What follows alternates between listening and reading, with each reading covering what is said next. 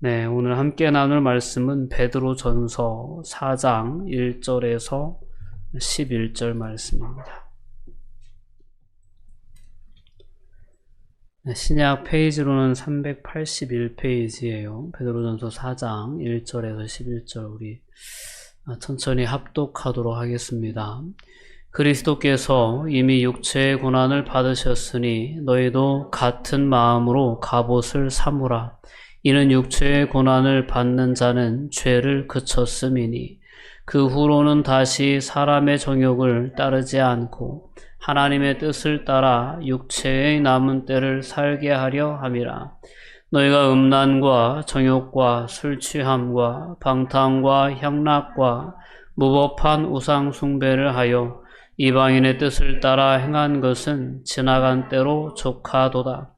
이러므로 너희가 그들과 함께 그런 극한 방탕에 다름질하지 아니하는 것을 그들이 이상히 여겨 비방하나 그들이 산 자와 죽은 자를 심판하시기로 예비하신 이에게 사실대로 고하리라. 이를 위하여 죽은 자들에게도 복음이 전파되었으니 이는 육체로는 사람으로 심판을 받으나 영으로는 하나님을 따라 살게 하려 함이라. 만물의 마지막이 가까이 왔으니 그러므로 너희는 정신을 차리고 근신하여 기도하라. 무엇보다도 뜨겁게 서로 사랑할지니 사랑은 허다한 죄를 덮느니라. 서로 대접하기를 원망 없이 하고 각각 은사를 받은 대로 하나님의 여러 가지 은혜를 맡은 선한 청지기 같이 서로 봉사하라. 만일 누가 말하려면 하나님의 말씀을 하는 것 같이 하고 누가 봉사하려면 하나님이 공급하시는 힘으로 하는 것 같이 하라. 이는 범사에 예수 그리스도로 말미암아 하나님이 영광을 받으시게 하려 함이니 그에게 영광과 권능이 세세에 무궁하도록 있느니라. 아멘. 네. 자, 계속해서 우리 베드로전서의 말씀을 통해서 함께 이 수요일 저녁 은혜를 나누고 있습니다. 오늘 본문의 말씀을 통해서 하나님의 뜻을 따라 우리가 어떠한 부르심을 받았는지, 어떠한 삶을 살아야 되는지에 대한 깨달음을 우리가 함께 나눌 수 있었으면 좋겠습니다. 늘 우리가 기억해야 할 것이 있다면 우리가 세상을 살아가면서 그리스도인으로 세상을 살아갈 때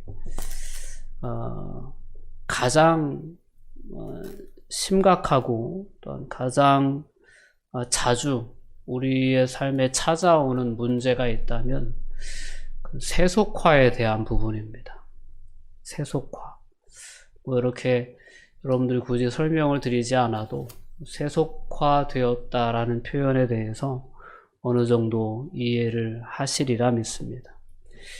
우리에게는 분명 베드로전서가 우리에게 얘기해 주듯이 새로운 삶의 가치관이 있습니다. 새로운 어떤 정체성이 있어요. 하나님의 거룩한 백성이라는 그런 분명한 정체성이 있고 하나님 나라의 백성이라는 그러한 분명한 정체성이 있어서 우리가 이 세상을 살아가지만 세상의 문화에 그대로 우리가 따라 사는 것이 아니고 이 세상의 문화의 흐름에 거슬러서 하나님 나라의 가치관을 가지고 살아가는 사람들이 우리 그리스도인들입니다. 그럼에도 불구하고 우리가 세상에 거주하고 세상에서 함께 부대끼며 삶을 살아가다 보니까 너무나도 자주 그리스도인들에게 찾아오는 유혹이 있다면 세상의 문화를 그대로 따라가고자 하는 삶의 유혹들이 있다라는 것입니다. 우리가 늘 경계해야 되는 부분이 바로 세속화되는 부분이다라는 것입니다. 세속적인 것이 만연한 그러한 상황 가운데에서 우리가 옛 삶에 대한 때로는 오늘 이 시대를 가장 잘 누리는 듯한 그러한 이 문화 매체 속에서 등장해 나오는 그러한 사람들의 삶의 모습들이 때로는 부러움의 대상이 되고 나도 저렇게 좀 살아보고 싶다라는 그러한 어떤 선망의 대상들이 될 때, 그때 우리는 신앙의 가치관을 너무 가볍게 여기고 그 신앙의 가치관에서 너무나 쉽게 떠나는 그러한 경향이 있지 않나라는 부분을 생각해 볼 필요가 있습니다. 오늘 본문은 가장 먼저 그리스도께서 육체의 고난을 받으셨다라는 그러한 표현을 쓰고 있습니다. 그러면서 뭐라고 말씀하냐면 너희도 같은 마음으로 갑옷을 입으라 라고 이렇게 말씀해 주고 있습니다.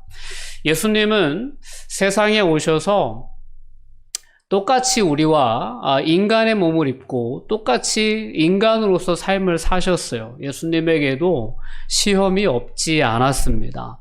예수님 세례 요한에게 세례를 받으시고 성령의 이끌림을 받아서 광야에 들어가서 40일을 금식하신 후에 마귀에게 3가지 시험을 받으신 장면이 마태복음 4장에 기록되어 있죠. 예수님도 분명 권력에 대한, 명예에 대한, 때로는 재물에 대한 이러한 어떤 먹을거리에 대한 유혹 앞에 서셨다는 사실을 우린 분명히 기억해야 합니다. 그러나 예수님은 그러한 모든 시험을 이기셨습니다. 육신을 가지고 계셨음에도 불구하고 그 시험을 이기셨어요. 그리고 또한 예수님은 십자가를 얼마든지 피할 수 있는 그러한 선택을 하실 수 있었을 겁니다. 그러나 예수님은 그 고난의 길을 피하지 않으시고 그 최후의 고난까지도, 그 고난의 잔까지도 예수님은 다 받으셨다라는 사실을 오늘 4장 1절 말씀 우리에게 다시 한번 기억하게 해줍니다. 그리스도께서 이미 육체의 고난을 받으셨다라는 그러한 말을 하면서 그러한 십자가의 고난을 우리 그리스도인들에게 회상시켜 주면서 베드로 사도는 뭐라고 권면하냐면 너희도 같은 마음으로 갑옷을 입으라 라고 이렇게 표현합니다. 그러면서 뒤이어서 이는 육체의 고난을 받은 자는 죄를 그쳤습니다 라고 이렇게 표현합니다. 오늘 고난의 유익에 대해서 오늘 1절은 다시 한번 우리에게 깨닫게 해줍니다. 우리가 지난주에도 이 선을 위한 고난, 의를 위한 고난에 대한 주제로 함께 말씀을 나눴는데요. 자, 예수 그리스도의 고난을 우리가 본받아서 우리가 그러한 거룩한, 때로는 의를 위한, 선을 위한 고난을 받을 때 그 고난은 어떤 의미의 고난이 되냐면 죄를 이기는 고난이 된다라고 오늘 1절 말씀은 그렇게 해석해 주는 거예요. 자, 세상의 문화를 따르지 않고 세상의 가치관을 따르지 않고 우리가 하나님의 뜻인 의를 추구하는 삶을 살아가다 보면 고난을 만나게 될 수 있습니다.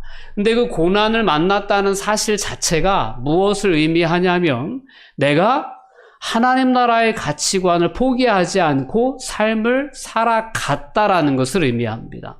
즉, 내게는 지금 이 현실이 고난이지만 그 고난 자체를 놓고 보면 아프고 힘들고 피해가고 싶고 그러한 주제이긴 하지만 그 고난 자체가 그리스도인들에게는 또 다른 의미의 승리로 느껴질 수 있다는 겁니다.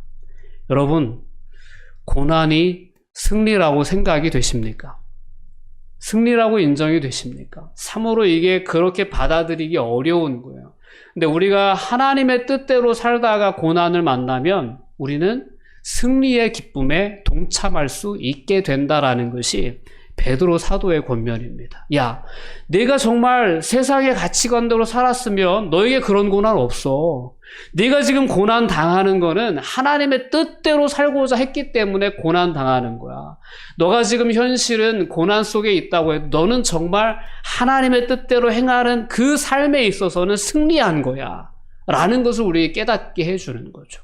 우리가 삶을 살아가면서 그래요. 그냥 무작정 어려운 일, 힘든 일, 고난받는 일 피해가고만 싶어 한다면 하나님의 뜻을 고집하는 삶을 살아낼 수는 없습니다. 금방 바로 세속화될 수밖에 없어요. 적당히 세상과 타협하며 삶을 살아가면 그렇게 고난 당하는 삶을 살 이유가 없습니다. 그러나 끝까지 하나님의 편에 서고자 할 때는 거룩한 그러한 고난, 의인의 고난이 찾아올 수 있는데 그것을 오늘 본문의 베드로 사도는 승리의 고난이다 라고 이렇게 해석해주고 있는 겁니다. 이는 육체의 고난을 받는 자는 죄를 그쳤음이리. 이 표현은 죄와 싸워 승리했기 때문에 죄악된 세상 가운데에서 비록 고난을 당하지만 그거는 죄를 이긴 증거다. 즉 승리의 증거다라는 겁니다. 오늘 저와 여러분의 삶 가운데에 이와 같은 증거로서의 고난이 있다면 여러분 기뻐하고 즐거워할 수 있어야 합니다.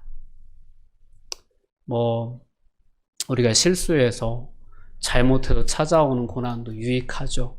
잘못을 깨닫고 돌이킬 수 있으니까. 그러나 정말 하나님의 뜻대로 행하다가 당하는 그 고난은 하나님의 기쁨, 예수 그리스도의 그 기쁨에 동참하는 그런 승리의 기쁨이 있다라는 사실을 우리가 분명히 깨달을 수 있었으면 좋겠습니다. 고난 당할 때는 심히 괴로우나 그로써 우리가 죄를 이길 수 있다. 죄를 이겼다라는 증거로서 찾아오는 고난을 만나게 될 때 기뻐할 수 있기를 주님의 이름으로 권면드립니다. 그래서 초대교회 시대를 열어가고 살아갔던 그 그리스도인들이 예수 그리스도의 이름으로 고난받을 때 그 예수 그리스도의 고난에 동참한 것이 너무나도 영광스럽게 그들에게는 느껴졌다는 거예요. 왜 그러냐면 그리스도의 고난에 동참을 하게 되면 그리스도의 영광에도 동참하게 될 것에 대한 분명한 믿음이 있었기 때문입니다. 저나 여러분들이 지금 이 시대를 살아가고 있는 이 상황 가운데서도 그와 같은 고난에 대한, 특별히 의를 위한, 선을 위한 고난에 대한 그런 바른 이해가 있을 수 있다면 우리도 예수 그리스도의 고난에 동참한 것처럼 너희도 같은 마음으로 갑옷을 삼으라 했는데 고난을 당하는 삶이 내가 죄를 이기는 그런 갑옷과 같구나 라는 사실을 우리가 분명히 깨닫고, 세상을 살아가면서 무조건 형통함을 추구하기보다는 예수 그리스도의 고난에도 동참할 수 있고 또한 더 나아가서 예수 그리스도의 영광에도 동참할 수 있기를 우리가 바라는 그러한 삶을 살아갈 수 있기를 주님의 이름으로 권면드립니다. 자, 2절 후반부에 보면 그 후로는 다시 사람의 정욕을 따르지 않고 하나님의 뜻을 따라 육체의 남은 때를 살게 하려 함이라 라고 이렇게 말씀합니다. 자, 죄와 싸워 이긴다. 죄와 싸워 승리함으로 경험되어지는 고난 앞에 우리가 섰다라는 것은 이제는 우리가 더 이상 사람의 정욕을 따르지 않고 하나님의 뜻을 따라 육체의 남은 생을 살게 하시기 위해서 하나님께서 우리를 이끌어 가시는 것이다 라는 겁니다. 적당히 타협하는 자는 전혀 도저히 맛볼 수 없는 그러한 고난, 그 고난에 우리를 동참시키시는 하나님의 이유는 사람의 정욕에 따라 살지 않고 하나님의 뜻을 따라 남은 인생을 살아갈 수 있도록 해주시기 위해서 우리를 승리의 자리에 세워주시는 것이다 라는 사실을 분명히 우리가 깨달을 수 있어야 합니다. 그래서 이 3절과 이 4절 말씀에 나와 있는 것처럼 그 이전의 세상의 어떤 문화 그리고 사람의 정욕을 따르는 삶의 열매들이 무엇인지를 분명하게 얘기해 줍니다. 너희가 음란과 정욕과 술취함과 방탕과 향락과 무법한 우상 숭배를 하여 이방인의 뜻을 따라 행한 것은 지나간 때로 족하도다 라고 이 한 절 말씀 가운데에서 세상을 따라 살아가는 삶이, 사람의 정욕을 따라 살아가는 삶이 어떠한 열매로 나타나는지를 우리에게 분명하게 깨닫게 해줍니다. 극한 방탕에 다름질하는 삶을 살아갈 수밖에 없다라는 것입니다. 근데 이러한 삶에서 하나님은 우리를 불러주신 거예요. 우리를 꺼내주신 거예요. 우리를 구원해 주신 거죠. 그리고 새로운 하나님 나라의 가치관을 우리에게 하나님의 뜻이라는 그러한 통로로 우리에게 깨닫게 해주시고 그 뜻을 행함으로 말미암아 비록 세상에서는 조롱을 당하고 야유를 당하고 고통을 당하고 고난을 당할지 몰라도 하나님 나라의 영광에 동참할 수 있는 삶의 주인공들로 저와 여러분을 택해 주셨다라는 것입니다. 이것은 너무나도 놀라운 은혜입니다. 이 은혜에 대한 분명한 고백이 저와 여러분들의 삶 가운데 분명히 있을 때 우리가 예수 그리스도를 믿음으로 말미암아 때로는 선을 행함으로 말미암아 의를 행함으로 말미암아 때로는 세상으로부터 조롱을 받고 비방을 당하고 때로는 고난을 당한다 해도 예수 그리스도의 고난에 우리가 함께 동참함으로 말미암아 그저 기뻐하고 즐거워하고 감사할 수 있는 그러한 삶의 주인공들이 되실 수 있기를 주님의 이름으로 권면드립니다. 예수님은 분명 오늘 5절에 말씀하신 것처럼 산자와 죽은 자의 심판주가 되셔서 이 땅에 다시 오실 것입니다. 그분은 정말로 하나님 나라의 가치관을 품고 정말 하나님의 뜻대로 살고자 했던 모든 그리스도인들에게 영광과 존귀와 명성을 분명히 안겨주실 것입니다. 주님께서 부활하신 후에 들어가셨던 그 영광 가운데 그들을 분명히 동참시켜 주실 것입니다. 자, 산자와 죽은 자를 심판하실 바로 예수 그리스도이십니다. 그분이 오늘 우리 안에 계시고 우리와 함께 하십니다. 우리가 믿는 오직 한 분은 바로 이 주님이신 줄 믿습니다. 그럼 오늘도 다시 한번 우리 안에 하나님께서 깨닫게 하신 은혜를 저희들 붙잡고 삶의 현장으로 나아갈 수 있기를 바랍니다. 자, 우리의 남은 인생을 정욕을 따라 살지 않고 욕심을 따라 살지 않고 하나님의 뜻을 따라 살 수 있도록 우리를 이끌어 가시는 그 주님의 역사가 오늘도 우리의 삶에 함께 있습니다. 그러다 보니까 저와 여러분이 오늘 이 시간도 이렇게 예배의 시간, 장소를 구별할 수 있게 되는 것입니다. 얼마나 피곤합니까? 하루의 삶을, 일과를 마친 시간에 피곤하고 누워 쉬고 싶고 때로는 맛있는 거 먹으러 밖으로 나가고도 싶고 여러 가지 유혹들이 있지만 우리가 이렇게 하나님의 뜻을 따르는 삶을 살고자 다시 한번 말씀 앞에 서는 자리, 다시 한번 하나님을 바라보는 믿음의 자리에 나온다는 것은 너무나도 하나님의 놀라운 은혜다라는 거죠. 하나님이 우리를 붙잡아 주시는 것이다라는 거죠. 자, 이와 같은 은혜를 다시 한번 회복하고 우리가 우리의 삶의 자리에 설 수 있기를 원합니다. 오늘 7절 말씀을 보면 만물의 마지막에 가까워 왔으니 그러므로 너희는 정신을 차리고 근신하여 기도하라 라고 이렇게 말씀합니다. 자, 이제 우리가 이런 어떤 고난에 대한 원리도 깨닫고 또한 우리를 부르심에 대한 뜻도 깨닫고 깨달은 후에 그럼 그 삶의 실제적인 삶의 방식들이 무엇이 되어야 되느냐에 대해서 오늘 7절 이하에서는 분명하게 우리에게 말씀해 줍니다. 가장 먼저 우리가 힘써야 될 것은 기도하는 삶입니다. 기도하는 삶. 만물의 마지막에 가까이 왔으니 너희는 정신을 차리고 근신하여 기도하라 라고 말씀합니다. 주의 재림이 임박할수록 세상에는 악이 번창하게 돼 있습니다. 그리고 세상은 더욱더 혼란이 가중되게 돼 있습니다. 세상의 문화는 아주 지극히 이기적인 문화로 치닫게 되어 있습니다. 다른 사람을 생각할 여지가 전혀 없이 온전히 자기 스스로에게만 집중할 수 있도록 세상의 문화는 끊임없이 우리를 다그칠 것입니다.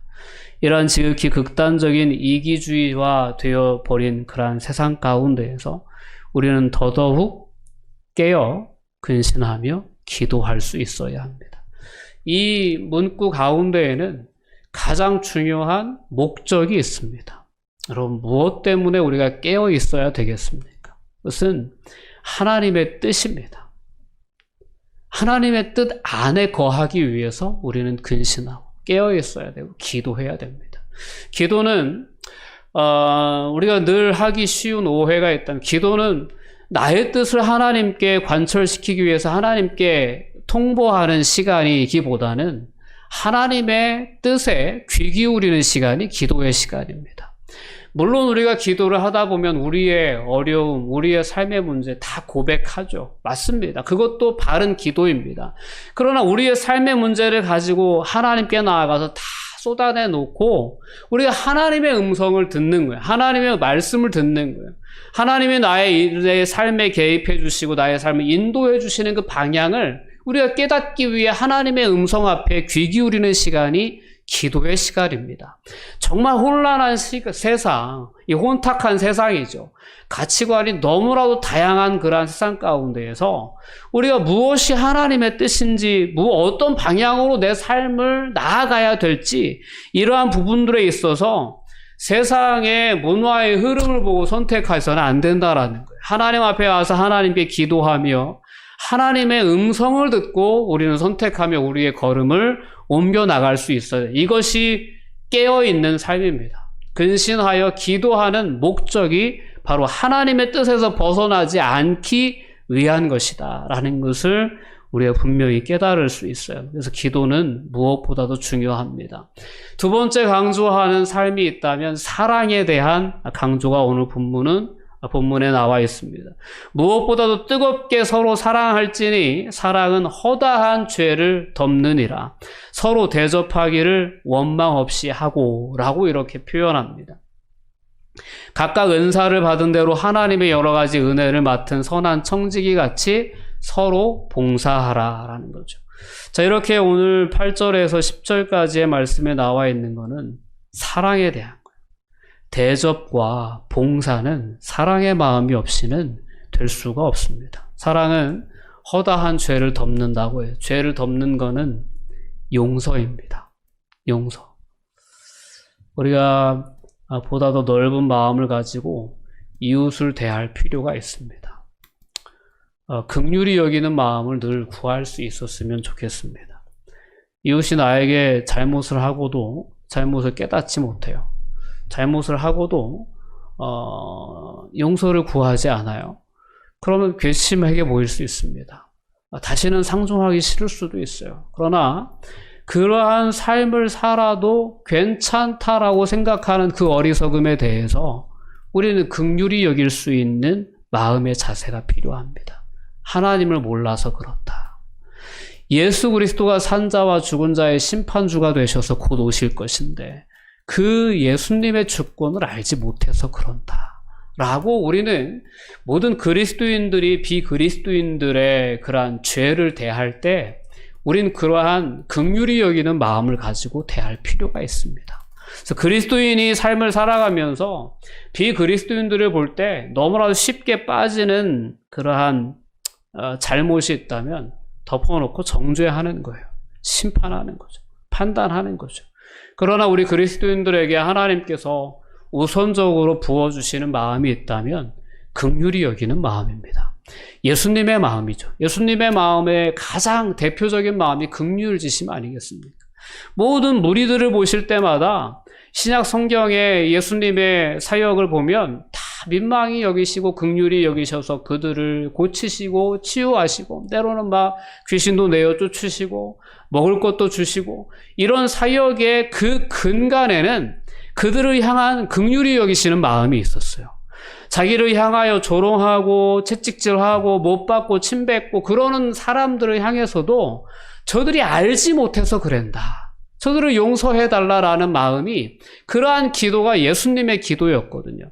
세상을 살아가는 그리스도인들이 품어야 할 마음은 바로 이러한 예수님의 긍휼히 여기는 마음입니다. 이런 긍휼지심을 가지고 긍휼히 여기는 마음을 가지고 오히려 나에게 해를 끼치는 원수를 위해서도 기도해 줄 수 있는 그러한 삶의 주인공들로 저와 여러분들을 부르셨다는 사실을 분명히 기억해야 합니다. 이 현세에서 이 세상에서 그들로부터 진정한 용서를 우리가 받지 못할 수도 있어요. 진정한 어떤 그러한 용서를 구하는 그러한 경우가 없을 수 있어요. 그러나 하나님은 분명히 기억하십니다. 우리가 그들의 죄에도 불구하고 우리가 진심으로 그들을 긍휼히 여겼으며 용서했고 사랑했다는 사실을 하나님은 기억하시고 하나님께서는 그에 대해 분명히 칭찬해 주실 것이다 라는 사실을 우리는 분명히 믿음 안에서 볼 수 있어야 합니다. 각각 은사를 받은 대로 하나님의 여러 가지 은혜를 맡은 선한 청지기 같이 서로 봉사하라 라고 10절에 말씀을 해놓고 11절에서는 두 가지 은사에 대해서 다루어 주고 있습니다. 오늘 11절 말씀으로 보면 하나님의 말씀을 맡은 자의 어떤 청지기적인 사명에 대해서 말씀하고 있습니다. 만일 누가 말하려면 하나님의 말씀을 하는 것 같이 하고 라는 그러한 부분에 대해서는 이 말씀 사역에 대한 그러한 말씀을 가르치는 은사에 대한 부분을 이야기하고 있다는 것을 여러분들이 이해하실 수 있어야 합니다. 누가 말하려면 이거는 하나님의 말씀을 전하려면 하나님의 뜻에서 가감 없이 온전한 말씀을 전해야 된다라는 그러한 의미로 우리가 이해할 수 있어야 합니다. 하나님의 말씀을 하는 것 같이 하고 늘 어느 시대에나 말씀을 전하는 사역자들이 필요했습니다. 요즘은 이제 목회자들이 상당히 많아지고 그래서 이 말씀 사역에 목회자들이 거의 전적으로 하는 것처럼 그렇게 생각되어질 수도 있지만 말씀 사역은 은사를 받은 자들이 누구나 할 수 있는 사역입니다. 그래서 속회 인도자가 되어도 말씀 사역을 할 수 있고요. 교회, 학교, 교사가 되어도 말씀 사역을 할 수 있고요. 때로는 요즘 같은 경우는 이 평신도 주일이 이제 곧 돌아오는데요. 평신도 주일이 되면 말씀까지도, 말씀 선포까지도 평신도 리더들을 세워서 설교를 시키게 하라는 것이 이제 교단의 지침입니다. 말씀 사역은 누구나 은사가 있는 분들은 하실 수 있어요. 할 수 있는 사역이에요. 그런데 말씀 사역을 하면서 가장 우리가 주의해야 될 것은 자기의 생각을 전하는 통로로 삼아서는 안 된다라는 겁니다. 늘 하나님의 말씀, 즉 하나님의 말씀을 하는 것 같이 하라는 거예요. 즉 하나님의 뜻이 온전히 증거되어질 수 있도록 말씀 사역을 해야 된다라는 거죠. 또한 봉사에 대한 것을 이야기하면 누가 봉사하려면 하나님이 공급하시는 힘으로 하는 것처럼 해야 된다라는 것이 오늘 본문의 권면입니다. 우리는 많은 봉사를 합니다. 요즘 우리가 함께 식사를 하지 않지만 식사를 하는 그러한 그 짧은 시간을 위해서 많은 수고가 필요합니다. 이게 다 봉사죠. 교회의 이 예배 처소를 또한 관리하기 위해서 청소도 해야 되고 여러 가지 고장난 것이 있으면 새 것으로 교체도 해야 되고 또 요즘같이 코로나 상황 가운데서는 소독약도 뿌리고 환기도 시키고 이러한 모든 일들이 다 봉사에 해당하는 거죠. 근데 오늘 봉사에 대해서 이야기를 하면서 우리가 주목해 봐야 할 표현이 있다면 하나님이 공급하시는 힘으로 하는 것 같이 하라라는 표현입니다. 여러분, 봉사에 대해서 우리가 가지기 쉬운 오해가 있다면 봉사는 내 힘으로 하는 것이다. 내 능력으로, 내가 시간 들여서 내 노력으로 하는 것이다 라는 것이 우리가 가지기 쉬운 오해입니다. 그러나 우리가 봉사할 수 있는 것은 어디까지나 하나님이 우리에게 힘을 주셨기 때문에 할 수 있는 것이다 라는 겁니다. 공감하기 어려우실 수 있어요. 그러나 조금 더 깊이 생각해 보면 분명히 결론 내려질 수 있는 부분입니다. 하나님이 우리에게 힘을 주시지 않으면 할 수가 없어요. 마음부터 그렇습니다. 교회 청소 아무나 합니까? 마음의 감동이 와야 해요. 그렇지 않습니까? 교회 다 돌아간 후에 문단속하고 소독약 뿌리고 닦고 정리하고 이런 거 아무나 합니까? 마음의 감동이 있어요. 마음의 감동부터가 하나님의 은혜예요. 그렇게 할 수 있는 시간적인 여유도 주어질 때 할 수 있는 거고 육체적인 힘도 주어질 때 할 수 있는 거예요. 여러분, 많은 재물로도 봉사를 할 수 있습니다. 재물로 가난한 성도들을 섬겨줄 수도 있고 또한 넉넉히 하나님께 드려서 하나님의 교회가 운영되어지는데 여러 가지 필요가 있습니다. 그러한 필요들이 채워질 수 있도록 섬기는 것도 역시 봉사의 한 부분입니다. 그러나 그러한 봉사도 내게 있는 것 드리는 게 아니라는 거예요. 오늘 베드로 사도의 권면은 하나님이 공급하시는 힘으로 하는 것 같이 하라는 겁니다. 왜 이럴 필요가 있냐? 그것은 내 자랑이 되지 않게 하기 위함입니다. 내 의가 되지 않게 하시기 위한 그런 목적이 있는 거예요. 그래서 그 후반부에 보면 이는 범사에 예수 그리스도로 말미암아 하나님이 영광을 받으시게 하려 함이니. 아멘. 모든 봉사에 대한 부분도 인간이 영광을 받아서는 안 된다라는 겁니다. 그래서 우리의 봉사는, 특별히 교회 봉사는 하나님이 그러한 마음의 감동을, 성령의 감동을 주셔야 되고, 또한 내게 그 마음의 감동을 감당할 수 있는 물질이든지 힘이든지 시간이든지 이러한 것들을 하나님이 허락해 주실 때 가능한 거예요. 내가 하나님의 그러한 선한 역사에 동참할 수 있다는 것만으로도 그 봉사자들은 기뻐하고 즐거워하는 자들이 진정한 봉사자들입니다. 그러니까 내가 하나님의 교회를 위해서, 하나님의 영광을 위해서 봉사할 수 있는 그러한 은혜를 허락해 주신 것에 그저 감사함으로 하는 것이 봉사예요. 그래서 영광은 하나님께 돌려지는 것이 맞습니다. 내가 이만큼 헌신했는데, 내가 이만큼 봉사했는데 라는 것을 하나님 앞에서 우리가 감히 드러내놓을 수 있겠습니까? 여러분, 그렇게 이야기할 수 있겠어요? 그 하나님 뭐라고 하시겠어요? 내가 내 생명을 너한테 주었는데 라고 하시면 우리는 아무 말도 할 수 없는 거예요. 우리는 그저 은혜로, 하나님이 주신 힘으로, 제가 기쁨으로 섬길 수 있었음에 그저 감사할 뿐입니다 라는 것이 봉사한 후에 우리의 마음가짐이 되어야 된다라는 겁니다. 오늘 본문의 말씀은 이렇게 우리가 삶을 살아가면서 어떤 삶을 살아야 되는지에 대해서 분명하게 깨닫게 해줍니다. 의를 위한 고난, 선을 위한 고난이 닥쳤을 때 그 고난은 내가 세상에서 실패한 게 아니에요. 패배한 게 아니고 오히려 거꾸로 죄와 싸워 승리한 겁니다. 승리의 열매로 우리의 삶에 찾아오는 고난에 대해서 이해하실 수 있는 그러한 믿음이 믿음이 있기를 주님의 이름으로 권면드리고요. 또한 오늘 이제 본문 후반부에 나와 있는 우리가 이 땅을 살아가면서 우리가 감당해야 할 삶의 모습들, 깨어 기도하는 것이 마지막 때 무엇보다도 필요합니다. 하나님의 뜻을 분별해야 되고요. 더 나아가서는 사랑하는 삶, 특별히 청지기적인 자세로 봉사하는 삶. 하나님이 내게 맡겨주셨기 때문에 내게 허락해 주신 능력으로 내가 이렇게 섬길 수 있음을 그저 감사히 여길 수 있는, 모든 영광을 하나님께 돌려드릴 수 있는 그러한 삶을 우리가 주님 오시는 그날까지, 정말 산자와 죽은 자의 심판주가 되시는 주님이 오시는 그날까지 우리가 선한 싸움을 싸우며 의인의 고난 앞에 그저 기뻐하고 즐거워하며 봉사를 한 후에도 하나님이 내게 주셔서 했을 뿐이다고 하나님께만 영광 돌려드리는 그런 삶의 자세를 유지하고 우리가 주님 오시는 그날을 맞이할 수 있었으면 좋겠습니다. 세속화되어져 있는 그러한 모습으로 주님 앞에 부끄러움으로 설 것이 아니라 정말 하나님이 우리의 기대하셨던 정욕을 따르는 삶이 아니라 하나님의 뜻을 따라 사는 삶을 끝까지 살아가다가 우리가 주님 앞에 서는 그런 은혜가 저와 여러분 모두에게 있기를 주님의 이름으로 권면드립니다. 기도하시겠습니다. 사랑과 은혜가 충만하신 아버지 하나님, 감사와 영광을 돌려드립니다.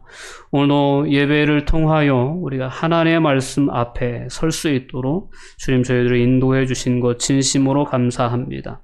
우리를 부르심은 더 이상 육신의 정욕을 따라 사는 삶이 되지 않고 또한 하나님의 뜻을 따라 사는 삶을 살도록 하시기 위해서 우리를 부르셨고 우리를 그와 같이 죄와의 싸움에 저희들을 세워 주신 줄 믿습니다. 죄와 싸워 승리하는 자로 저희들 설 수 있도록 늘 붙잡아 주시옵소서. 마지막 때 이 가치관의 혼동스러운 이 세상을 살아가면서 끊임없이 하나님의 음성 앞에 귀 기울이는 기도하는 삶을 살게 해주셔서 하나님의 뜻에서 좌로나 우로나 치우쳐 벗어나지 않도록 주님 저희들을 붙잡아 주시옵소서. 그리하여 이 땅 가운데에서 진정으로 사랑하는 삶, 용서하는 삶, 정말 믿지 않는 자들이라 할지라도 긍휼히 여길 줄 아는 그러한 삶을 살아낼 수 있게 하여 주시고, 더 나아가서 우리에게 허락되어진 여러 은사들을 가지고 하나님의 교회를 위해, 이웃을 위해 힘껏 봉사하는 삶을 살아낼 수 있도록, 그리하여 하나님께 영광을 돌려드릴 수 있도록 주님 저희들을 인도하여 주시옵소서. 이렇게 하나님의 뜻을 따라 저희들 살다가 주님 앞에 서기를 간절히 소망합니다. 이것이 하늘 가는 가장 바른 길인 줄 믿습니다. 이 길 위에 저희를 불러주시고 세워주신 하나님의 은혜에 진심으로 감사드립니다. 예수님의 이름으로 기도합니다. 아멘.